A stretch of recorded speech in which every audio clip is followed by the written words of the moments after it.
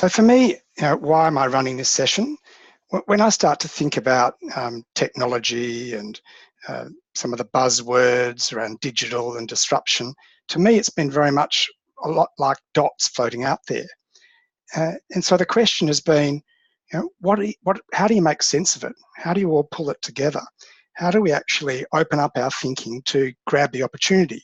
A lot of conversations in this area are around risk, but I think as business leaders, we need to think about the opportunity. So for me, it's about connecting the dots, less so about the technology per se, because there's no doubt the speed of change, and I'll talk about that a little bit today, is what actually is truly disturbing. It's the speed of change, very much enabled by tech, but only enabled. And so talking about technology in the specific pieces isn't the main game. So today I'll not only touch on what I learned when I decided to explore this in depth at the London Business School a few months ago, but also discussions and readings and the sort of things that we talk about in my consulting role and in boards that I sit on around strategy. It's only 45 minutes, so it will probably do a little more than whet your appetite. Many of you, no doubt, have got deep knowledge in this area as well, so it won't fully do us justice. But I do think we need to be careful. We need to ensure that we don't drink the Kool-Aid. There's a lot of Kool-Aid out there. Just today, I learnt about a smart toilet roll holder that it links to your phone that tells you when you need to change the toilet roll. So that comes from the Internet of Stupid Things, and we've got to be careful that we don't focus on that, but think about what really makes sense for our businesses. But we do need to dream. We need to think big. This comes back from 1999 when Bill Gates said he had a vision for Microsoft of a computer on every desk in every home. At the time, thought of as outrageous, thought of as ridiculous. But of course, think about now how many computers you do have in your home. It probably runs over 10, especially if you've got teenagers. We've got a computer in our hands. So, as I said, it's not about the technology per se. What we've got is industry definitions are changing. We see sectors disappearing. Disruption's always been a part of business environment. We just think about all sorts of categories such as online advertising in the real estate sector, about supermarkets and petrol stations. But digital and technology enables exponential change, enables us to remove a lot of that customer friction and hopefully to also reduce transaction costs. And what we've got is significant expectation changes from customers. Digitization enables fully personalized services to occur. So if you think about things like artificial intelligence, when a machine is able to mimic or start to be similar to the functions that human associates, learning and problem solving, we're moving from a position where digital was key to mobile to voice to in fact artificial intelligence. We're not necessarily going to have to actually prompt for outcomes, and we're seeing this starting to be applied in all sorts of businesses.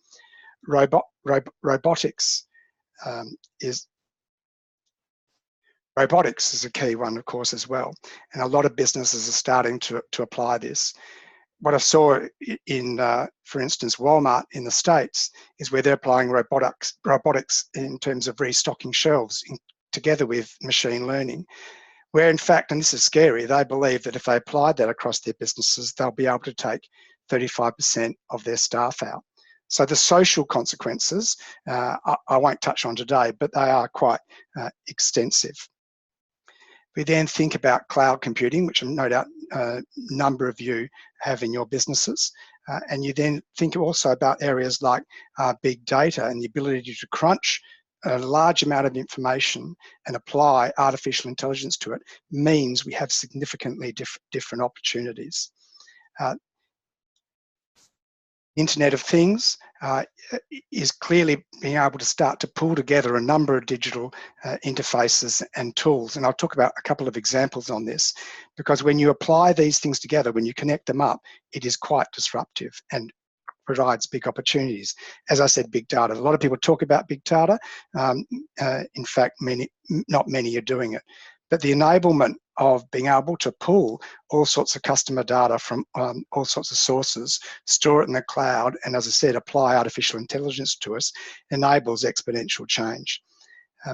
And we've seen data used by companies such as Amazon for years. Where currently at the moment, 1 in 20 of the products they suggest are purchased by the individual online. Imagine with increased capability around using data from multiple sources applied with artificial intelligence, what that could do over time. Augmented reality and virtual reality, we obviously saw a few years ago, a very exciting one for a peak period around Pokemon Go.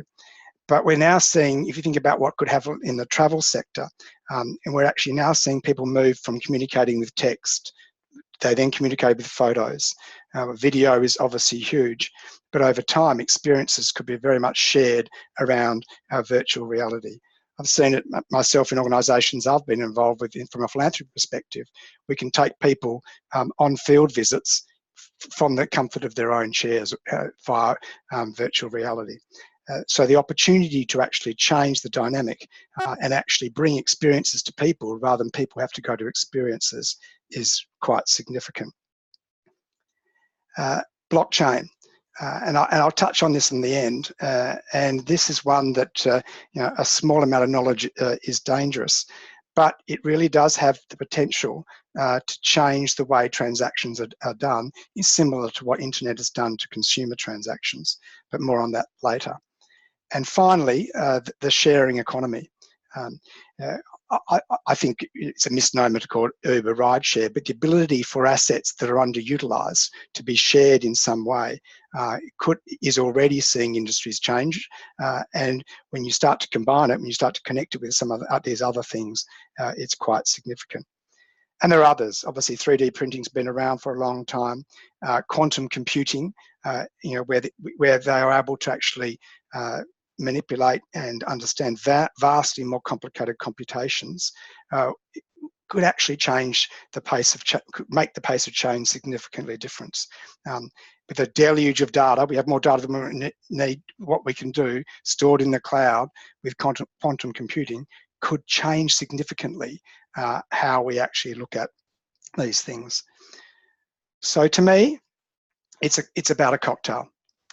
It's about what are the right forces that we'd want to get to bring together: social, mobile, cloud, data, etc. How do we bring those technologies? How do we connect them up for different types of business models, for different concepts, different product offers, different customer relationships? But we need to remember that tech is I think, at the core about augmenting humanity. A lot of doomsday people talk about the fact it's going to replace people. And yes, as per that Walmart example, some jobs will go. But it will change the nature of work. And in fact, the human parts of us, the human connections with consumers and with customers and businesses become even more critical. One other thing is, it's not digital disruption, it's disruption. Digital really is the new norm. And talking about it as a thing, I think misses the opportunity to use it as a catalyst and to use it as an enabler over time. And that disruption, there are two factors that are really driving what I'd say is an increased pace of change. And it's really about customer expectations. The first is anyone can now do anything almost without drinking the koolaid. Over the last 20 odd years, the cost of technology has come down by a factor of 100. Programmer productivity up by a factor of 10, and the ability to access markets via the internet for anyone in a garage up by, say, a factor of 50. So the opportunity to be able to actually go to market with different offers is significant, is exponential, hence the number of startups. But we'll talk about startups in a second.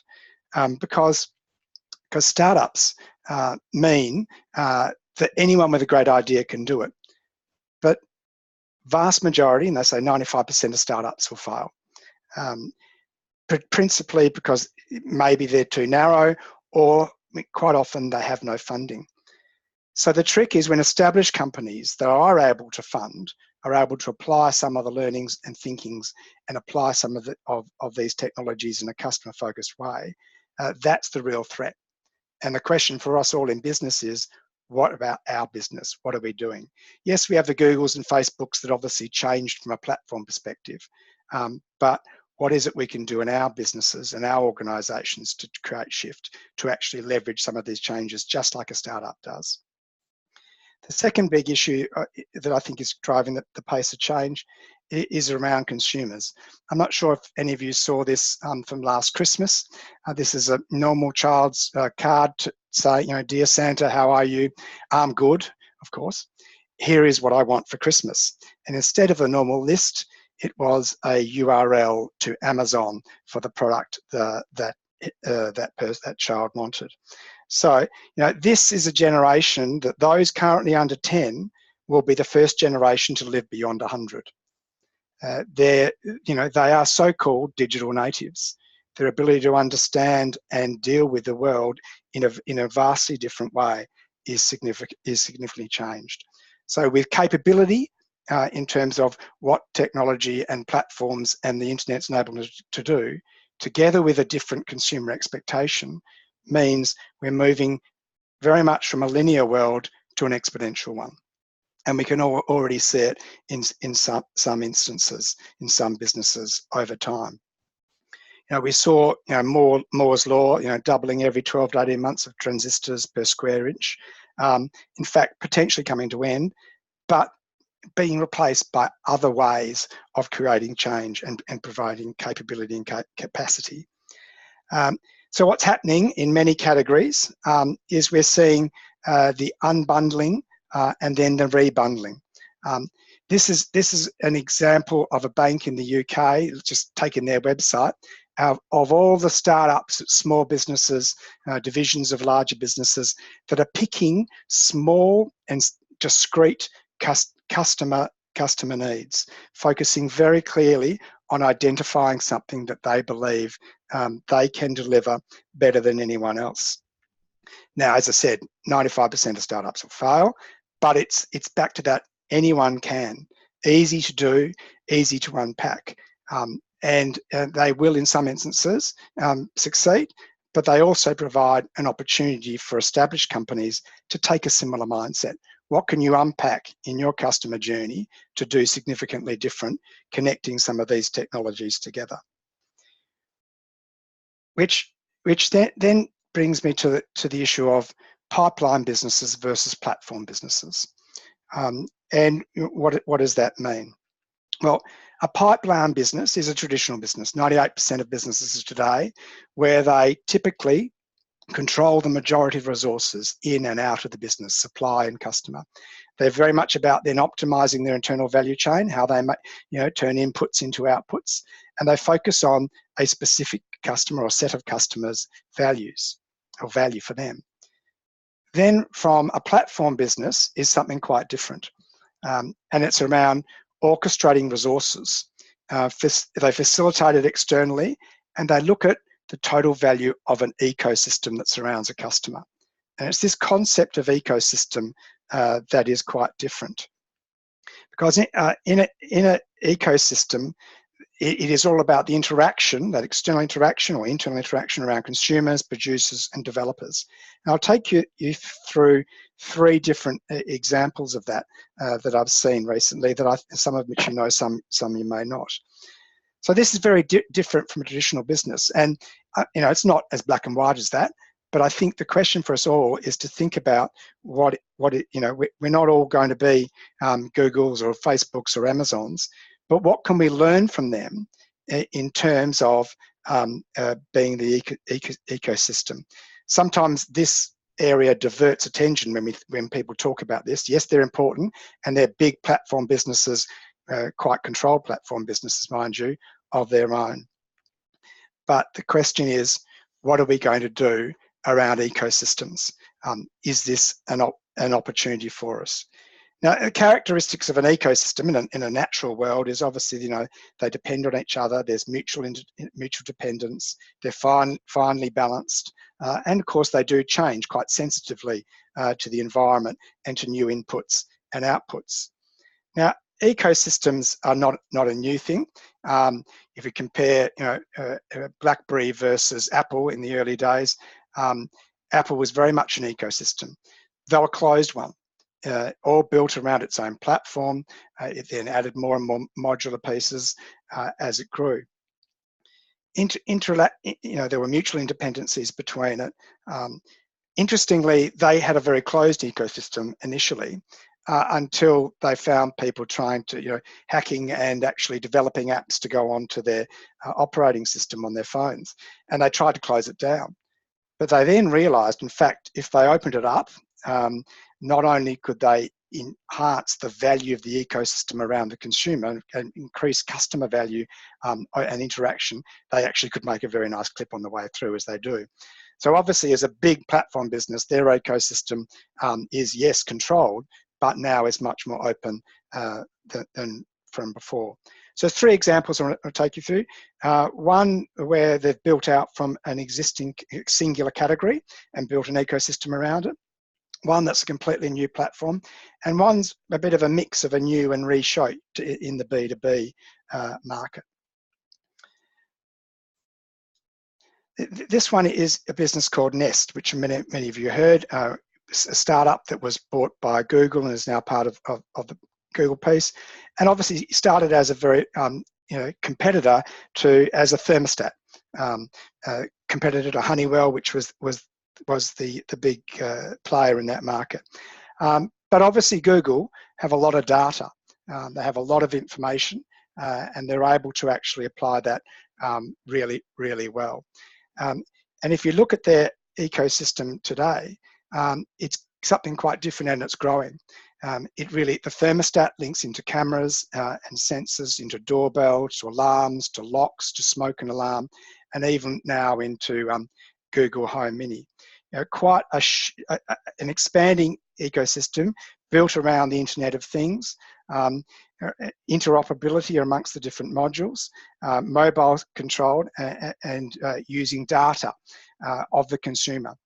If you go online, you can Google a video to show you it in action. But it really is around creating, yes, a fully automated home, but a fully automated home that links into a very broad into consumers' lifestyle. It enables people for the ecosystem to know when someone's 30 minutes from home to turn on the thermostat so the heating is just at the right time. It's able to see what's occurring in the home and create alerts. It's obviously able to connect in to other types of products and services. So, for instance, it's not just their own products and services, but linking into Jawbone, which is obviously a wearable tracker, digging into DropCam, other Logic Tech products. You can see the top left there works with Nest. So they're really the core of it. The core of the platform is Nest, but they're building out some that are core in the middle. Obviously, you have to have a Nest thermostat, but then it's optionality. Some that are complementary, owned by Google or in joint venture, or some that are actually provided third party. And when you think about all the different things that Google have in terms of data, in terms of cloud, in terms of their links into social, those sorts of things, quite different. You'll be able to have your washing machine programmed to start when energy costs are at their lowest. You'll be able to have machine learning in terms of you'll understand what your lifestyle is, and therefore adjust all the surrounding parts of the opportunity to you. So quite a significant one. It is available in Australia, but I think, on my understanding, it's a bit clunky. So they've really, in this context, built out from an existing product quite strongly. The next one is a really interesting model called Babylon, and similarly you can Google this and get a great video. I wasn't going to show the videos today, but Babylon Health is a virtual doctor service in the UK. and more than 26,000 NHS, National Health Service patients in London can use this to have video calls with doctors and actually get services. You can put things up there to get an initial assessment. They've got artificial and AI-powered software that provides information to users. It doesn't yet make decisions about diagnosis or prescriptions, but it's like a triage and pushes you down a path that they think is key. Now, this is a big area, and there are a number of people starting in this, but this business has already sold its artificial intelligence into Prudential in Asia. It's obviously got a market-facing offer in the UK. Health is obviously a highly complex, growing, expensive category, but this is an interesting way of doing it as a startup to completely shift it. And they've got doctors engaged in it. No doubt some of their AMA or whatever their equivalent is would have some concerns, but interesting. There was also a startup now been around for a while called 23andMe, where you can have a chromosomal check just by a swab. That was initially shut down by authorities because, as people got their genetic mapping back and they were shown to have certain propensities to certain diseases, they actually saw the potential that the health system could be flooded for cures that people didn't yet need. I mean, interestingly, our health system is there to, at the moment, designed to fix problems as they occur, not to actually look to the future. So some of these startups using that sort of information and starting to use some of the technology in ways that haven't been done together indicate that we need a major redesign of the system, and I think health is one of that. I'm not going to touch, as I said, I won't touch on some of the consumer and social issues. Similarly, I won't touch on some of the political, because obviously as these things bubble up, the challenge to be able to regulatory and political is significant, and we just have to think of driverless cars and those sorts of things in terms of our inability at the moment to think that through. Third is a more old school business, and this is a business called koolaid & Co, which is one of the largest producer, independent manufacturers and distributors of steel and metal products. They operate in 170 locations in 13 countries, 120,000 customers. And they are really a pioneer in terms of transforming the business from old world. They're looking to completely change their business model. And if you think about what a traditional metal manufacturer and distributor is, it's very much a pipeline. These are slides from their strategy deck that I took off their website.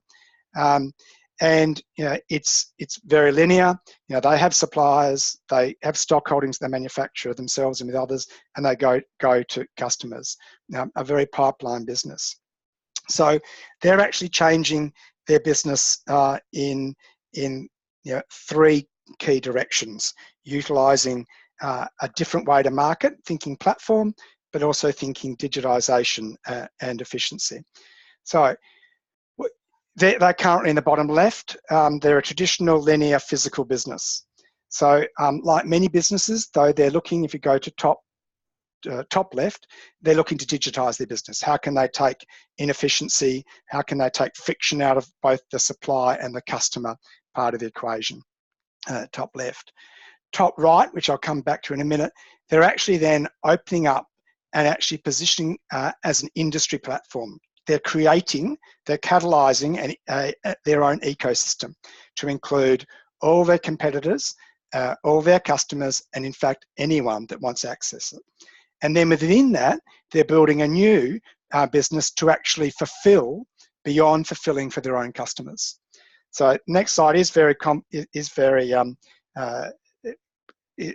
sort of complex in look, but you'll get this pack if you like to look at it more. But what it does in the middle is that industry platform where they have all suppliers on the left, all customers on the right, if they want to, and they pull in other distributors, other third parties. They provide fulfillment as well, but they're provided a platform. So just as Apple have a platform which they bring in other app developers, what Gluckner via their XOM Metals open industry platform is, they're enabling all suppliers, all customers, all manufacturers, all distributors to work off the same platform. This is very big thinking.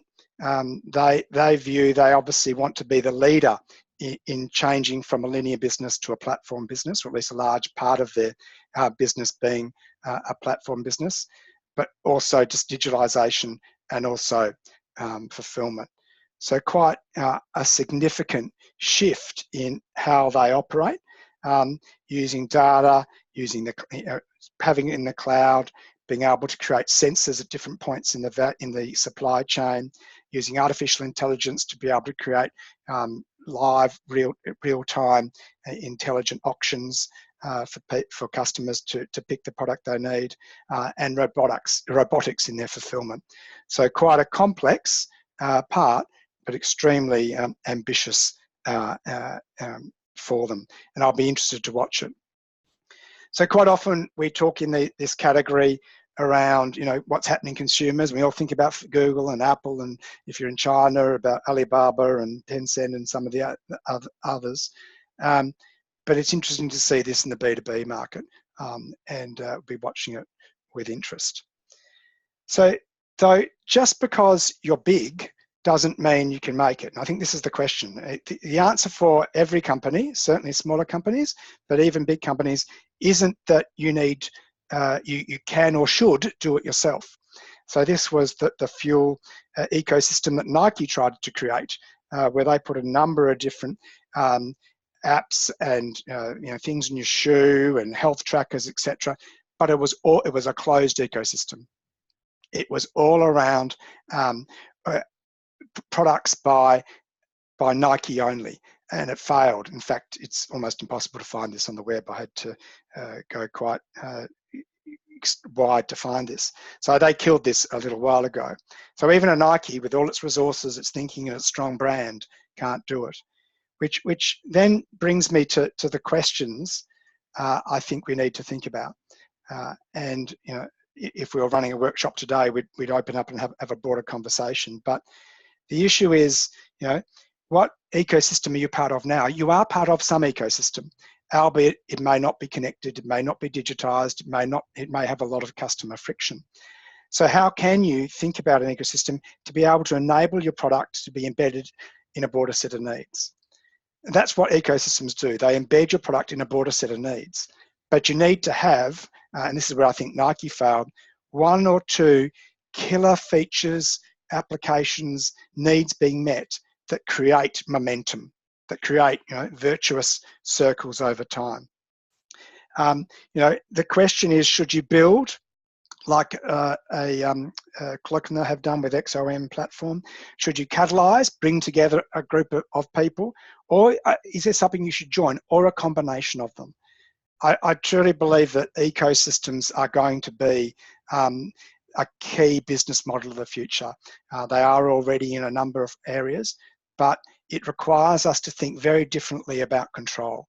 It requires us to think differently about who so-called owns the customer, and how can you actually embed it in a broader set of needs, actually create increased value and margin to a broader group and attract customers. And similarly, who are the right partners? What data do you need? What resources and technology? So I think they're all things that you can think about, because I do believe over time linear businesses will be further open for attack. Businesses that are purely all about completely controlling its value chain and completely controlling customer relationships and suppliers will be vulnerable. Unless you're in a monopoly position with a regulated market, I think that applies to most businesses to varying degrees and on varying timeframes. And obviously, everyone will change in that nature. So the question then comes to, how do we respond to disruption? What's the way of thinking about it in a sensible way?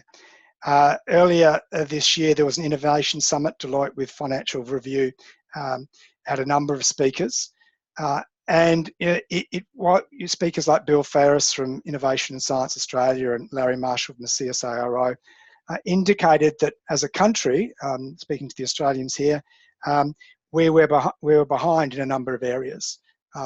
And artificial intelligence, for instance, in China is estimated to become a $1 trillion industry. So the question for us is, what do we need to focus on? Where do we look at our competitive advantage and actually start to do things really sensibly and deeply? CSIRO, for instance, have done a lot in the agri space with New Farm. They've applied metabolic engineering, gene sequencing, and AI technologies around some particular new products that are actually having significant benefits. BHP, the miners have been big on automation and robotics, but they have, of recent times, completely changed how they maintain their 200 iron ore cars to the maintenance shops.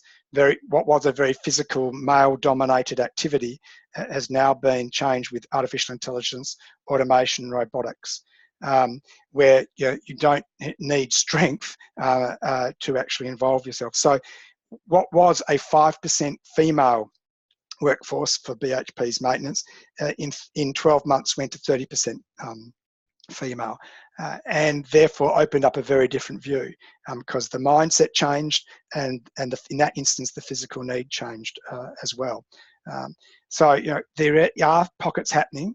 The question for us is, how do we change it?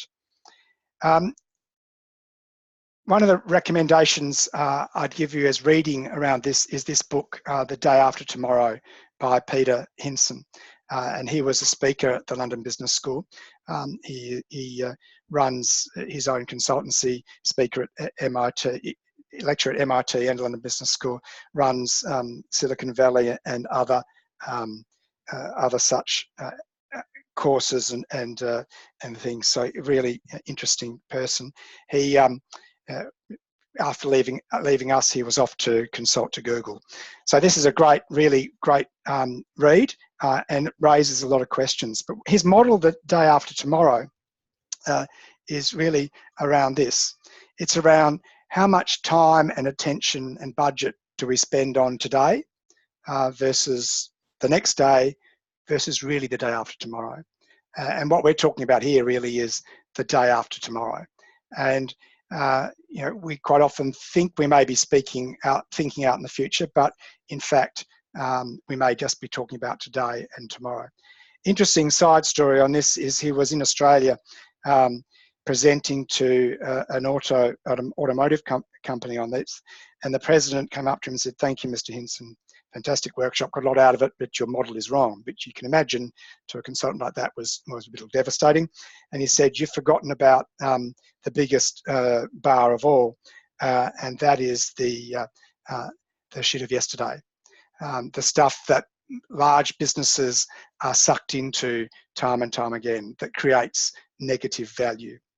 And and I think that's very true. It's a reality, isn't it? That there's a whole lot of stuff that we're trying to get over, and we have to acknowledge that. But you also need to think about, how do we pull our minds into the day after tomorrow? And obviously that's part of what you're doing today. Because if we don't, this is what could happen. This is a typical curve of businesses, and when you're in the middle of that curve, life looks pretty rosy. It's pretty happy. But there are people out there ready to eat your lunch, ready to come and potentially create that inflection point at some time. And McKinsey did some interesting work around this, and called that zone the zone of myopia. And it's really the issue for us is, how do we recognize that we're in the zone of myopia and challenge ourselves with a need to act? And a very dramatic example would be the rise of SMS, of texting. It took off hugely as a business. And if you were doing, if you're thinking about life in a telco and you're thinking about SMS, you'd be thinking, oh, the budget next year should look like this. It's going to continue. That's our momentum is going to keep us going. But of course, along came these people and WhatsApp, and this is what happened, and it has continued to grow, in part, or in large part, driven by so-called younger digital natives. So this is a large issue for us. How do we think about our zone of myopia? How do we spend more time in the day after tomorrow? Reading, talking, challenging. Yes, we've got all of yesterday and today and tomorrow to think about, but this should be a sobering wake-up call for us all. The other thing that I'd like to raise today is around trust. This is obviously true. People buy from people they trust. People buy from companies they trust. And we've seen, I think we are in what could be described as a bit of a trust crisis. Data breaches, privacy, peaked by obviously the Facebook and Cambridge Analytica issue. If you've read the Edelman Trust Barometer, Australia continues to decline across, trust in all institutions, media, business, government, even non-government organisations. I was amazed to learn in that trust barometer, which is done globally, that we now just sit 4 percentage points above the world's least trusted country, being Russia. 4 points above Russia. Trust in media, has fallen to an all-time low of 31%, and 60% of Aussies are, disengaged with news from major organisations, and this is similar in other developed countries. Interestingly, CEO survey by PwC last year, said 69% of CEOs noted, you're seeing these things that it's harder for business to gain and retain people's trust in an increasing digitalised world. The control is in the customer, their ability to seek and give reviews, to actually get input from friends and trusted people rather than brands and institutions is significant. Interesting, the Edelman survey said that consumers believe that 65% of consumers believe that CEOs should lead on change, societal change, economic change, rather than waiting on governments to impose. That's a real challenge, obviously, for companies. What is their social license? Sounds by that survey that the social license is being broadened. But it's really challenge is, what is your role as a business? And, as I said earlier, what will government and regulation do? So one approach one piece of thinking may be, in fact, around the trust machine. And I don't mean Bitcoin, I mean blockchain. Bitcoin's obviously given blockchain a bad name. But it's a technology now that's, being used by music providers. MasterCard are using it as a payment, as trialing and payment, as is Allianz, and the own stock exchange in Australia is looking as potential options for trusted trading. So is this actually going to be, this technology, this way to be able to actually connect up a number of things we need to do to create increased trust? The thought being that, is blockchain as transformational to business as the internet was for business to consumer? When in London, we met with a number of fintech startups, all of which were using blockchain as a basis. As one young entrepreneur said to me when I said, why would you use blockchain for your fintech? He said, it will be almost disrespectful to not, given it's the internet of our generation. So, even Facebook is redesigning their platform around this. So the questions, I think, as businesses, as I said, if we're in a workshop, we'd spend some time on this, but how do you spend more time in the day after tomorrow? How can you identify, overcome, and be honest about your own myopia, not be seduced by the momentum? And what's your trust occasion? It may not be Bitcoin, but I think trust is a key thing for us to all think about. So in wrapping up, this from Reed Hastings, the CEO of Netflix, who radically changed his model from a mailing of DVDs to online streaming and now content business, is companies rarely die from moving too fast, and they frankly die from moving too slowly. Now, he moved so fast that his share price dived overnight, and I don't know how he got through it, but there are ways to start to think about what we should be doing in different areas. And how quickly you move, in what direction, and what trials, I think is based on how volatile is your industry. And there is different levels of volatility in the industry. Some have got greater moats or greater barriers than others, but those moats and barriers won't exist for others. And then, how ready do you think you are to respond? Have you got small bets, small plays, small trials to think about doing it, to think about improving as a minimum, connecting some of these technologies to improve the customer interface? To me, that's the place to start for most businesses, to take out that customer friction. But we must be clear, all customers are not logical. This is a shot from when Amazon Go launched. We basically could go in, pick up your goods, and then walk out without having to go through a register. So no lines, no checkout. But of course, the logic of customer behaviour is they're happy to line to get into it. So don't always believe how people will respond. It's a shifting world in terms of expectations and enabling capability. So thank you. Thanks for attending. You'll be sent a link to this and a recording of the webinar in the next 2 days. Please let me know if you've got any questions regarding the content, or if you'd like to have a chat about some of these opportunities in your own organisation, just drop me a line. Contact details at the bottom left of this screen.